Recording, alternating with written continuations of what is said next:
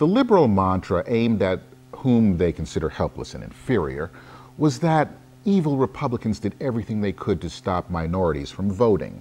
We're just too stupid to vote without their guidance and protection.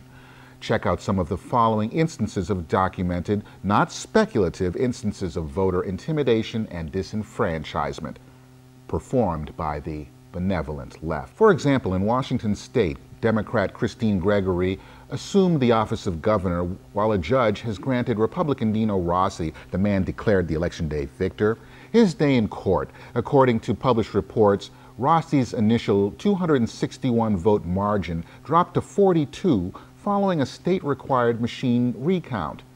In late December, following the Democratic Party paid hand recount, Gregory won by 129 votes. Unlike the Democrats who make charges without physical evidence to back it up, the Republicans are making their case. The person in charge of King County ballot integrity, a Democratic political appointee, can't explain why there are 1,800 more votes cast than there were people who actually voted. More than 100 provisional ballots were tossed into the election machines before they were certified as legitimate.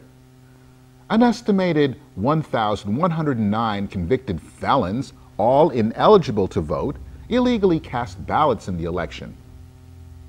Of these, 884 were in heavily Democratic King County, and there were those shenanigans in Wisconsin. In Milwaukee, 5 Democratic campaign staffers, including Sowande Omokunde, the son of Representative Gwen Moore, and Michael Pratt, the son of former acting mayor Marvin Pratt, will stand trial on felony charges of criminal damage to property for slashing the tires of GOP Get Out the Vote vans. The Milwaukee Journal-Sentinel found a discrepancy of 7,000 more ballots cast than there were records of people having actually voted.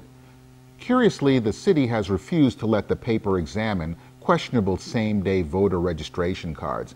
And then there was Philadelphia. What else is new? Philadelphia voting machines were found to have votes already tabulated before any votes were legally cast. Representative Kurt Weldon, a Republican who represents suburbs outside of Philadelphia, discovered and videotaped members of proto-angry groups like MoveOn.org and America Coming Together collecting absentee ballots from prison inmates and taking them to the local Board of Elections. While some Pennsylvania convicts have the right to vote, third parties are not permitted to collect and forward absentee ballots. So MoveOn and ACT were breaking the law. What's hilarious about this is that despite the blatant cheating and silence from the mainstream media, most of those Democrats still lost.